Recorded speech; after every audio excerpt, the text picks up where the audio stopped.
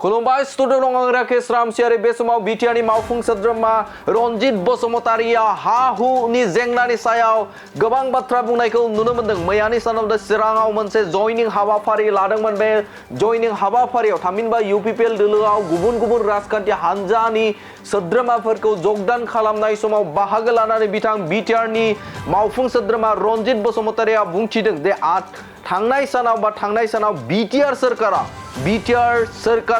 1,42,000 नखरनो बा मुलाम्फागिरिफोरनो हा होबाय होनानै बाथ्रा बुंदों आरो बे समाव बिटिआर ओनसोलनि हा-हुनि जेंना बे जेंनाखौ गोख्रैयैनो सुस्रांनो थाखाय बिटिआर सोरखारा नाजादों आरो बे समाव रायजो राजाफोरखौ खावलायदों जे बे हा होफुंनायाव गासिबो रायजो राजाफोरा गुबुन बर'जों लोगोसे गुबुन गुबुन हारि हारिसानि रायजो राजाफोरा हेफाजाब होनो थाखाय खावलायदों बिथां बिटिआरनि मावफुं सोद्रोमा रनजित बसुमतारिया। नोंथांमोना मिथिगौ दे गुबुन गुबुन समाव बिटिआर सोरखारनि जे बानजायनाय बे बानजायनायाव गुबुन गुबुन जायगाफोराव जे हानि जे फोरमान बिलाइ गथायनाय बे हाबाफारिया सोलिबाय थादों।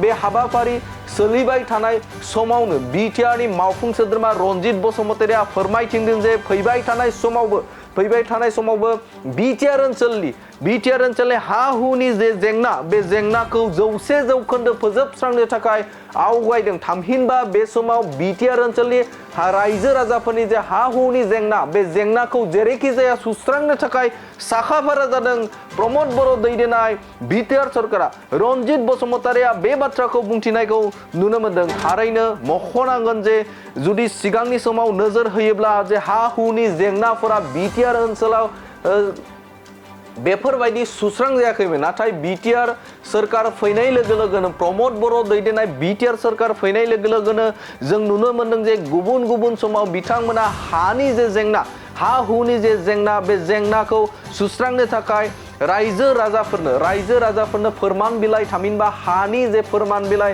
होनायखौ नुनो मोन्दों आरो बिथांमोना फोरमायनाय बायदिब्ला दासिम 1,42,000 हानि जे फोरमान बिलाइ बे फोरमान बिलाइखौ गथायखांबाय होननानै बाथ्रा बुंनायखौ नुनो मोन्दों। बे समाव बिटिआरनि मावफुं सोद्रोमा रनजित बसुमतारिया बुंनाय बाथ्राखौ नोंथांमोननि गेजेराव होबाय। गोजोन्थों। ओरैनो बिथांमोना मेनलि हानि जेंनाखौ सावरायदों। बिटिआरआव थानाय गासै हानि जेंनाफोरखौ जों फोजोबनो नागिरदों। मानोना 2022 मायथाइनि 11 नभेम्बरनि नटिफिकेसन बायदियै गभर्नमेन्ट अफ आसामा मिशन बसुन्धरानि गेजेरजों मिशन बसुन्धरा 1 and 2 नि गेजेरजों जेरै गासैबो पिजिआर आरो भिजिआर हानि जेंनाखौ फोजोबनो थाखाय एसटि एससि उइड' पिडाब्लिउडि बिथांमोननि थाखाय गोरलैयैनो मोनसे राहा लामा बानायना होदों। जोङो मिजिं खालामदों आरो जों खामानिखौ मावगासिनो दङ। दिनैसिम जोङो 1,42,000 नखरनो हानि जेंनाखौ जों सुफुंना होनो हाबाय। बे जोंनि थाखाय गोग्गाथाव बाथ्रा। बिटिसिनि गासैबो हानि जेंनाखौ जोङो 100% फोजोबनो नाजागोन। रायजोफ्रा खिन्थु ज' जाजाय ओंखारबोनांगौ, जोंखौ सापर्ट खालामनांगोन। बाय इलेक्सना फैगासिनो दङ। बेवहायथ' आरो खुनु साननांगौनि गोनांथियानो गैखाया। हाइकामान्डआ जायखौ केन्डिडेट होगोन बेनो देरहाखागोन आरो जों देरहानायनि लामायाव दंखायो। आरो स्पेसियेलि जों देरहानाय जेननायखौथ' जों साननो गोनां बाथ्रायानो गैखाया। जों देरहाखागोन। बर' हारिखौ खौसेथियै गंसे दिङायाव दैखांनानै मोनसे गोजान मिजिंजों आवगायलांनायनि थाखाय जोङो मोनसे हाबाफारि सुजुगासिनो दं। बे खामानिखौसो जों मावगासिनो दं। मोनसे फोसावथाय नोंथांमोननि थाखाय मोनसे गोजोनथाव खौरां लानानै फैदों। अदालगुरि जिल्लानि सिङाव थानाय डिमाकुसि बरंगाजुलिनि पिपल हलियाव लानानै फैदों नोंथांमोननो लेब्रा मुंनि गंसे गोदान रिजर्ट।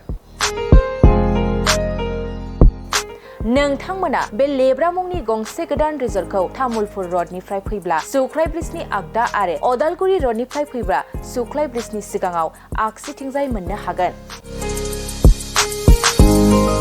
लेब्रा मुंनि गंसे गोदान रिजर्टआ नोंथांमोननो गोसोबायदि सुबिदा खालामनानै होनाय जादों। नोंथांमोना बे लेब्रा रिजर्टआव बर'नि गासै जाग्रा जामुंखौनो मोननो हानायजों लोगोसे बेवहाय नोंथांनि सुबिदा बायदि अर्डार खालामनानै जानो हागोन। जुदि नोंथांमोना तामुलपुरनिफ्राय अदालगुरिसिम थांनाय समाव ओंखामजों लोगोसे बायदिसिना जालांनो गोसो दंब्ला नैबे 8638879656 जानबुं नम्बराव कल खालामनानै सिगांग्रो अर्डार खालामहरनो हागोन।